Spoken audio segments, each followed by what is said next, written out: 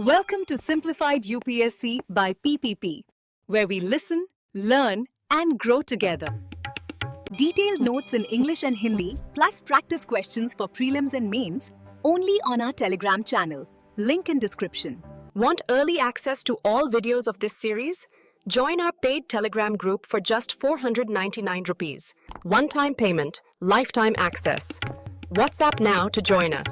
नमस्कार दोस्तों और UPSC aspirants simplified UPSC by PPP में आपका स्वागत है। नमस्कार। आज हम प्राचीन भारत के इतिहास की गहराइयों में उतर रहे हैं और खास तौर पर वो 500 साल का दौर देखेंगे जो मौर्य साम्राज्य के पतन और गुप्त साम्राज्य के उदय के बीच था।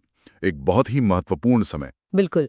और देखिए, हमारी ये जो चर्चा है इसका आधार है एक खास स्रोत, trade spreads Indian religions and culture. हाँ, और हमारा इरादा सिर्फ ऊपर ऊपर से बात करना नहीं है। हम कोशिश करेंगे कि स्रोत से हर बारीकी, हर तथ्य, हर नाम, हर आंकड़ा निकाल कर आपके सामने रखें। सही, ताकि एक मजबूत फाउंडेशनल नॉलेज बेस तैयार हो सके। बिल्कुल। हाँ, हमारा लक्ष्य है इस स्रोत की पूरी गहराई तक जाना। सिर्फ घटनाओं की लिस्टिंग नहीं, बल्कि ये समझना कि उस उथल-पुथल भरे दौर में बदलावों के पीछे की मैकेनिक्स क्या थी, कैसे चीजें हुईं। हाँ। और दोस्तों, याद रखिएगा, ये टॉपिक आपके एंशिएंट हिस्ट्री, जीएस पेपर 1 और मेंस सबके लिहाज से बेहद जरूरी है। तो हम बात कर रहे हैं लगभग 500 वर्षों की, मौर्यों के पतन और गुप्तों के उदय के बीच का समय। और ये कोई शांत काल नहीं था, बिल्कुल नहीं। इसमें भारी उथल-पुथल थी, संस्कृतियों का मेल जोल हो रहा था। अच्छा। बाहर से आक्रमणकारी आ रहे थे, खानाबदोश समूह आ रहे थे, और ये लोग अपने साथ नए विचार, रीति रिवाज, नई तकनीकें लेकर आ रहे थे। तो समझिए, एक मेल्टिंग पॉट जैसा माहौल था। संस्कृतियां लगातार घुल मिल रही थीं। इस अस्थिरता के माहौल में जमीन पर बदलावों की वजह क्या थी? स्रोत क्या इशारा करता है? देखिए, स्रोत बताता है कि बदलाव का एक बड़ा कारण ये था कि उस समय के जो मुख्य धर्म थे, हिंदू और बौद्ध, वो कहीं ना कहीं आम लोगों से कुछ दूर होते जा रहे थे। दूर मतलब शायद वो थोड़े जटिल लगने लगे थे, या उनका पालन करना आम आदमी के लिए मुश्किल महसूस हो रहा था। स्रोत कहता है रिमूव्ड फ्रॉम द पीपल। दिलचस्प बात है। जब धर्म आम आदमी से कटा हुआ महसूस होने लगे तो एक खालीपन सा आ जाता है ना। हाँ, बिल्कुल। और वहीं से फिर बड़े बदलावों की गुंजाइश बनती है। तो चलिए देखते हैं कि इन धर्मों ने कैसे खुद को बदला, कैसे वे आम जनता के लिए ज्यादा सुलभ बने। बौद्ध धर्म से शुरू करें। जरूर। बौद्ध धर्म का जो मूल मार्ग था वो काफी कठिन था। उसमें तीव्र आत्मसंयम मतलब इंटेंस सेल्फ डिनायल और तपस्वी साधना यानी एस्थेटिक प्रैक्टिसेस, इन पे बहुत जोर था। अब ज्यादातर लोगों के लिए ये रास्ता अपनाना ये बहुत मुश्किल था। ये भिक्षुओं और तपस्वियों के लिए तो ठीक था, पर आम गृहस्थ जीवन जीने वालों के लिए ये उतना व्यवहारिक नहीं था। तो जाहिर है, अगर लक्ष्य पूरे एशिया में लोकप्रियता हासिल करना था तो जरूरी था कि इस रास्ते को थोड़ा आसान बनाया जाए। बिल्कुल, ताकि ज्यादा से ज्यादा लोग इसे अपना सकें। हाँ। और यहीं से फिर नई व्याख्याएं सामने आईं, ऐसी व्याख्याएं जिन्होंने मोक्ष को सबके लिए सुलभ महसूस कराया। और इसमें सबसे महत्वपूर्ण अवधारणा थी बोधिसत्व की। बोधिसत्व, हाँ, ये शब्द अक्सर सुनने को मिलता है। स्रोत इन्हें कैसे परिभाषित करता है? स्रोत के अनुसार बोधिसत्व वो संभावित बुद्धा हैं, पोटेंशियल बुद्धाज, जिन्होंने ज्ञान तो प्राप्त कर लिया है और निर्वाण पा सकते हैं। अच्छा। लेकिन वे जानबूझकर निर्वाण में प्रवेश नहीं करते। क्यों? वो इसलिए ताकि वे मानवता को बचाने में मदद कर सकें। वो अच्छे कर्मों, गुड वर्क्स और आत्म बलिदान, सेल्फ सैक्रिफाइस के जरिए पुनर्जन्म के चक्र में बने रहने का चुनाव करते हैं। ओह, यानी व्यक्तिगत मोक्ष से ज्यादा महत्व दूसरों की मदद करने को दिया गया। हाँ, एक तरह से। तो इसका आम लोगों पर क्या असर हुआ होगा? असर बहुत बड़ा था। आप कह सकते हैं लगभग क्रांतिकारी। अब आम व्यक्ति को सिर्फ कठिन तपस्या पर ही निर्भर नहीं रहना था। वे सामूहिक पूजा, कम्युनल वर्शिप और बोधिसत्वों के प्रति भक्ति, डिवोशन के माध्यम से भी आध्यात्मिक उन्नति और एक तरह की आशा पा सकते थे। तो फोकस बदल गया। हाँ, इसने बौद्ध धर्म को व्यक्तिगत साधना से हटाकर ज्यादा सामुदायिक और भक्ति केंद्रित बना दिया, ज्यादा सुलभ। और ये बदलाव इतना बड़ा था कि इसी से बौद्ध धर्म में विभाजन, स्किज़म भी हुआ। हाँ, बिल्कुल। इससे दो मुख्य शाखाएं बनी। पहली महायान यानी ग्रेट व्हीकल, बड़ा वाहन। महायान। इन्होंने नई अवधारणाओं को स्वीकार किया, खासकर बोधिसत्वों की भूमिका को। इसमें अनुष्ठानों और सुलभ भक्ति पर जोर था। ये मानते थे कि इस बड़े वाहन में कई लोग एक साथ मोक्ष पा सकते हैं। ठीक है। और दूसरी शाखा? दूसरी शाखा, जिसे स्रोत सारवादा कहता है, हो सकता है ये थेरवाद या उसके किसी प्राचीन रूप से जुड़ा हो, वो बुद्ध की मूल कठोर शिक्षाओं पर ही टिकी रही। अच्छा, वो बदले नहीं? नहीं, उन्होंने व्यक्तिगत प्रयास और तपस्या पर ही जोर दिया। तो एक तरफ महायान यानी बड़ा रास्ता और दूसरी तरफ पुराना, ज्यादा अनुशासित व्यक्तिगत मार्ग। स्पष्ट है, बिल्कुल स्पष्ट। अब आते हैं हिंदू धर्म पर। स्रोत बताता है कि इसमें भी गहरे बदलाव आए, लेकिन शायद दिशा थोड़ी अलग थी, सरलीकरण और केंद्रीकरण की ओर। सही कहा। पहले का हिंदू धर्म काफी जटिल था। उसमें मूल आर्य मान्यताओं के साथ साथ हजारों देवी देवता और स्थानीय पंथ, लोकल कल्ट्स सब शामिल थे। हाँ, बहुत फैला हुआ था। हाँ, और ये आम लोगों के लिए समझना थोड़ा मुश्किल भी था।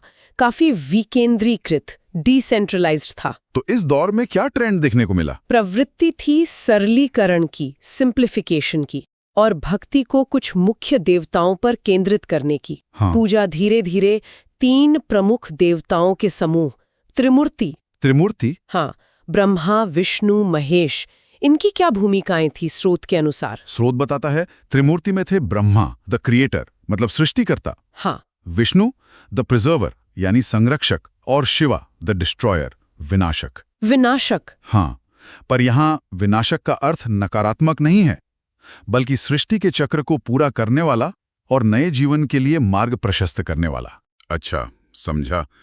सृष्टिकर्ता, संरक्षक, विनाशक, एक पूरा चक्र। इस स्पष्ट ढांचे ने यकीनन आम लोगों को धर्म से जुड़ने में मदद की होगी। निश्चित रूप से इसने क्लियर और समझने योग्य ढांचा दिया। इससे आम लोगों की भक्ति में एक तरह की स्थिरता आई। तो कुल मिलाकर इस युग में धर्मों ने खुद को बदला, वे ज्यादा लोकप्रिय हुए, ज्यादा सुलभ बने। और देखिए, जब समाज में इस तरह की धार्मिक स्थिरता आती है तो अक्सर कला, साहित्य और विज्ञान जैसी दूसरी चीजों को फलने फूलने का मौका मिलता है ना? बिल्कुल। क्या इन धार्मिक बदलावों ने एक तरह के सांस्कृतिक पुनर्जागरण, कल्चरल रेनेसांस को जन्म दिया? बिल्कुल ऐसा ही हुआ।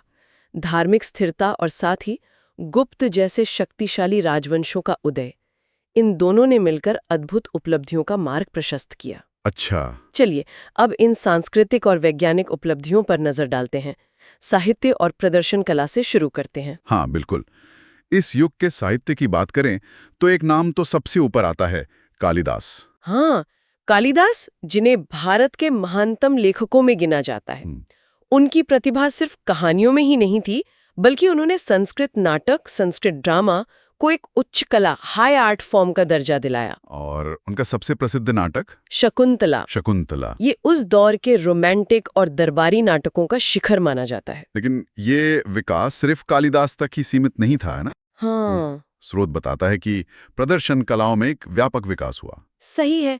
स्रोत के अनुसार नाटक का मदुरै शहर और दक्षिण भारत में काफी विकास हुआ। मदुरै में भी? अच्छा। हाँ, साथ ही भारत की शास्त्रीय नृत्य, क्लासिकल डांस की जो लंबी परंपरा है वो भी मजबूत हुई।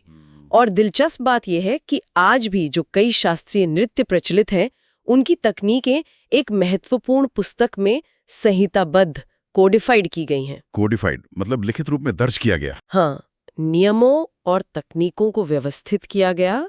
और स्रोत के अनुसार ये पुस्तक 1ली शताब्दी ईसा पूर्व और 1ली शताब्दी ईसवी के बीच लिखी गई थी। कमाल है।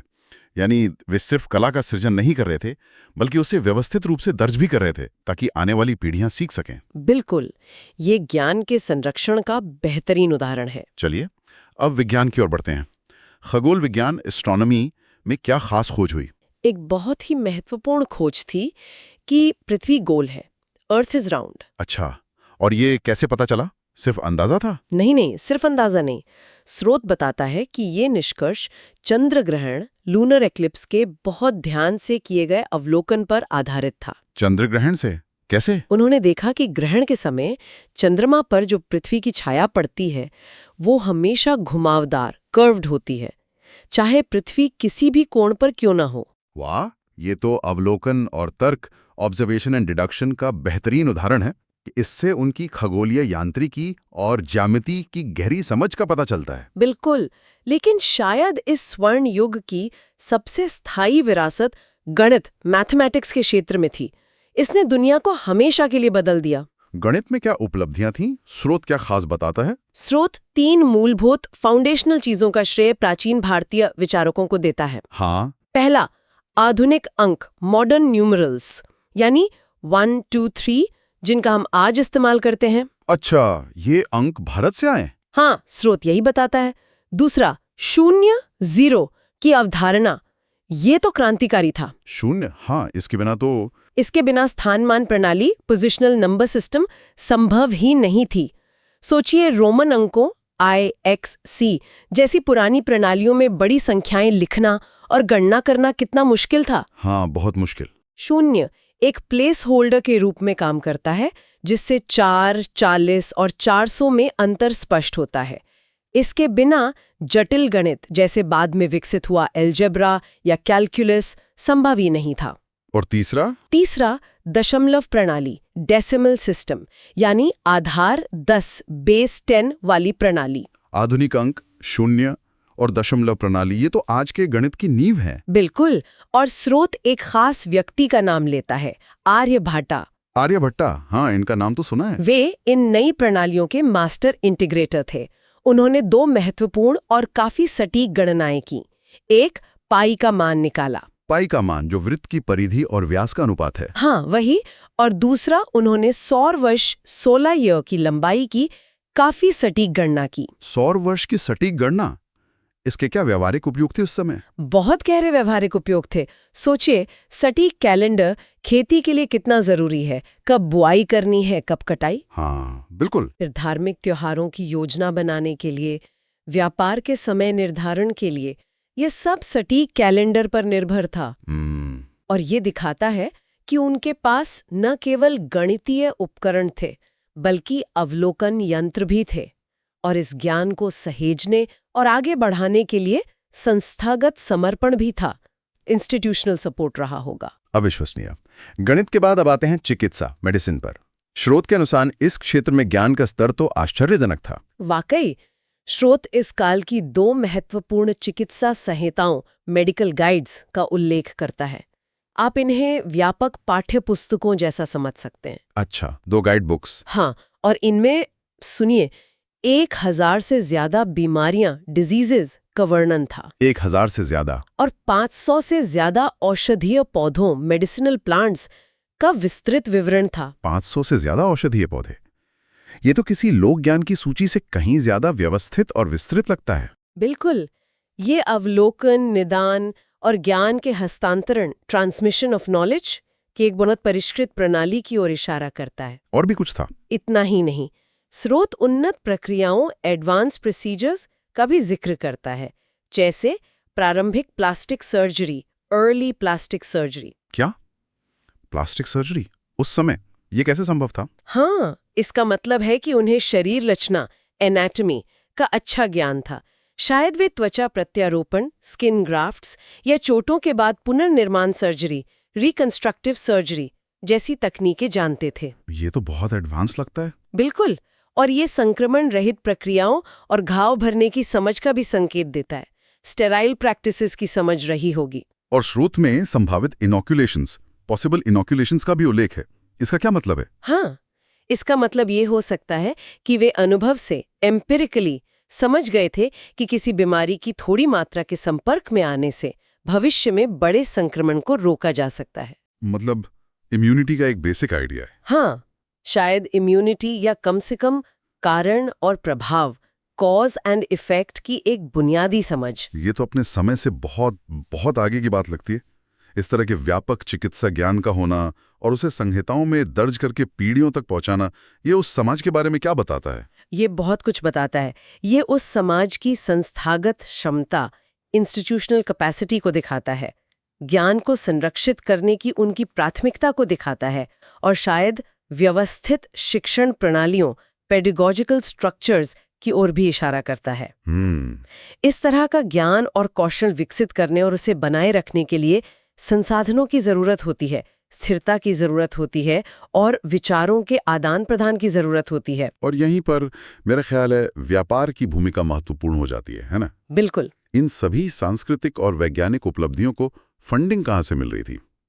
पैसा कहाँ से आ रहा था? मुख्य रूप से व्यापार से। अच्छा ज्ञान का ये स्वर्ण युग काफी हद तक वाणिज्य के स्वर्ण युग पर निर्भर था। अच्छा। चाहे आर्यभट्ट जैसे गणितज्ञों का समर्थन करना हो, या कालिदास के नाटकों का मंचन हो, या फिर उन चिकित्सा संहिताओं को लिखना हो, इसके लिए जो जरूरी धन था वो बड़े पैमाने पर व्यापार नेटवर्क से आ रहा था, जमीन और समुद्र दोनों रास्तों से। चलिए पहले जमीनी व्यापार की बात करते हैं। सिल्क रोड्स, रेशम मार्ग, स्रोत इन्हें कैसे परिभाषित करता है? क्या ये एक अकेली सड़क थी? नहीं, बिल्कुल नहीं।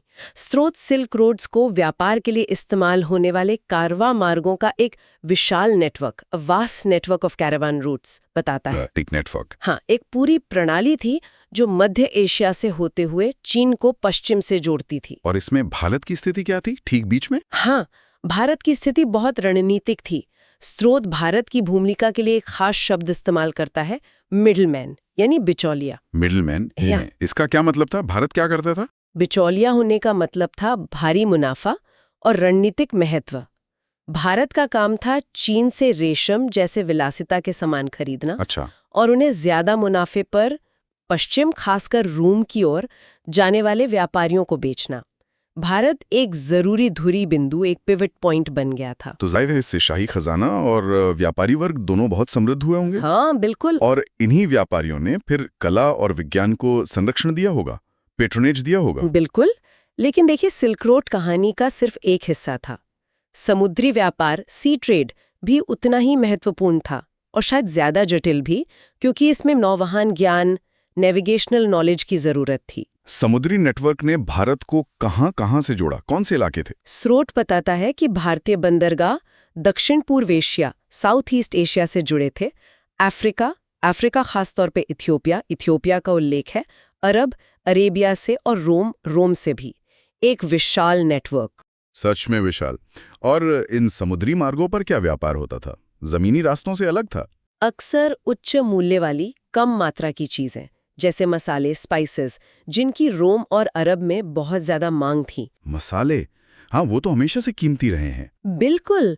और यहाँ भी भारतीय व्यापारियों ने गो बिटवीन्स यानी मध्यस्थ की भूमिका निभाई।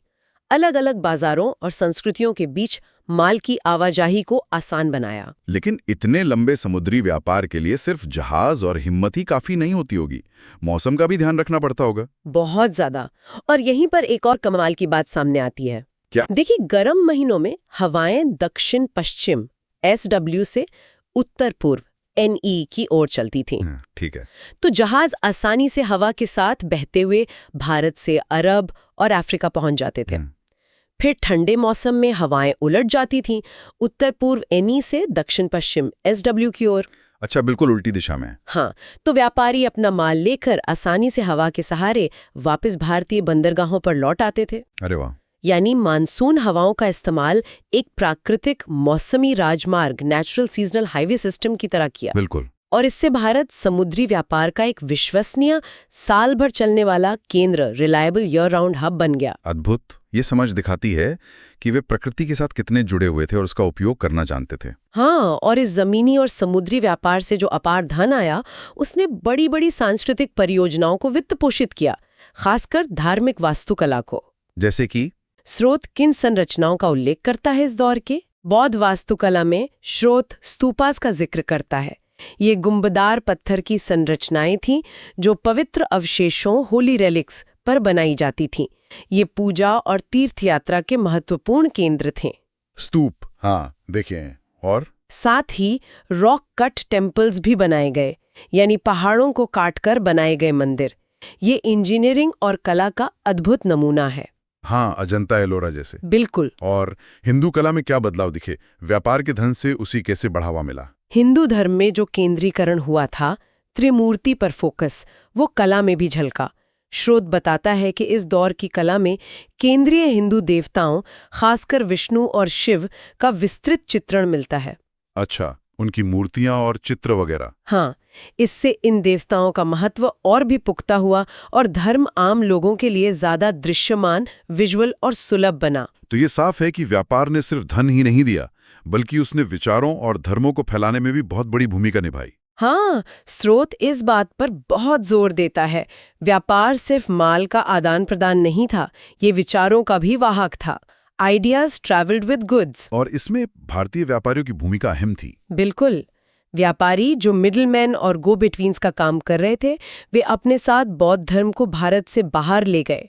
ये स्वाभाविक रूप से हुआ होगा। स्रोत किन जगहों का उल्लेख करता है जहां व्यापार मार्गों से बौद्ध धर्म फैला? कहां तक पहुंचा? स्रोत एक लंबी सूची देता है। Sri Lanka, Burma, Thailand, Sumatra, Korea और अंततः जापान तक। हाँ, इन विश्वसनीय व्यापार मार्गों ने जमीनी और समुद्री दोनों धर्म और संस्कृति के निरंतर प्रसार को संभव बनाया। ट्रस्ट और इंटरैक्शन बढ़ा। तो अगर हम संक्षेप में देखें, मौर्यों और गुप्तों के बीच का ये जो 500 साल का दौर था, ये उथल-पुथल भरा जरूर था, लेकिन ये बौद्धिक या सांस्कृतिक रूप से खाली नहीं था। बिल्कुल नहीं। नहीं, ये गहन अनुकूलन, एडेप्टेशन और शानदार उपलब्धियों का युग था। धर्म ज्यादा सुलभ हुए, बौद्ध धर्म में बोधिसत्व और महायान, हिंदू धर्म में त्रिमूर्ति पर फोकस। हाँ, विज्ञान और गणित में अभूतपूर्व प्रगति हुई। पृथ्वी गोल है, चंद्रग्रहण विधि से साबित। आधुनिक अंक, शून्य, दशमलव प्रणाली, आर्यभट्ट का काम, पाई का सटीक मान, सौर वर्ष की गणना। चिकित्सा का ज्ञान अत्यंत उन्नत था। 1000 से ज्यादा बीमारियां वर्णित, 500 से ज्यादा औषधीय पौधे, प्लास्टिक सर्जरी जैसी प्रक्रियाएं, संभावित टीकाकरण का विचार, ये सब अविश्वसनीय है। और व्यापार ने भारत को एक रणनीतिक मिडलमैन और गो बिटवीन बनाया। सिल्क रोड और समुद्री मार्गों पर महारत हासिल की, खासकर मानसून हवाओं की समझ के साथ। जिससे धन आया और धन से कला और वास्तुकला फली फूली। स्तूप, शैलकृत मंदिर, हिंदू देवताओं का कलात्मक चित्रण, और इसी व्यापार ने संस्कृति और धर्म को दूर दूर तक फैलाया। बिल्कुल।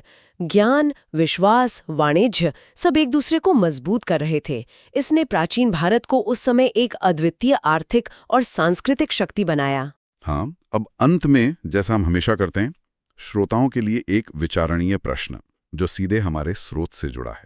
हाँ, जरा एक बार फिर उस विस्तृत चिकित्सा ज्ञान के बारे में सोचिए। 1000 से ज्यादा बीमारियों का वर्णन, 500 से ज्यादा औषधीय पौधों का ज्ञान, प्लास्टिक सर्जरी जैसी जटिल प्रक्रियाएं, संभावित टीकाकरण का विचार। ऐसे व्यापक और विशिष्ट ज्ञान का अस्तित्व, और उससे भी महत्वपूर्ण, उसे संहिताओं में दर्ज करके सदियों तक संरक्षित करना और प्रसारित करना, ट्रांसमिशन ऑफ नॉलेज। हाँ, ये उस प्राचीन भारतीय समाज की संस्थागत प्राथमिकताओं, इंस्टीट्यूशनल प्रायोरिटीज के बारे में क्या बताता है? उनकी शैक्षणिक संरचनाओं, पेडागोजिकल स्ट्रक्चर्स, यानी सिखाने और सीखने के तरीकों के बारे में क्या बताता है? और ज्ञान संरक्षण, नॉलेज प्रिजर्वेशन को वो कितना महत्व देते थे, इस बारे में क्या बताता है? ये सोचने वाली बात है ना कि किस तरह का समाज, किस तरह की व्यवस्था इस स्तर के ज्ञान को सहेजने और आगे बढ़ाने में निवेश करती है और उसे महत्व देती है। इसके पीछे क्या सोच रही होगी? दोस्तों, इस गहरे सवाल पर आपके क्या विचार हैं? नीचे कमेंट सेक्शन में जरूर साझा करें। हमें आपके विचारों का इंतजार रहेगा। और अगर आपको ये जानकारी, ये गहरी चर्चा उपयोगी लगी तो कृपया इस सत्र को लाइक करें, अपने साथी एस्पिरेंट्स के साथ शेयर करें, और हाँ, सिंप्लीफाइड यूपीएससी बाय पीपीपी को सब्सक्राइब करना ना भूलें। धन्यवाद। धन्यवाद। Thanks for watching. Follow us on Telegram and Instagram. Don't forget to like, share, and subscribe.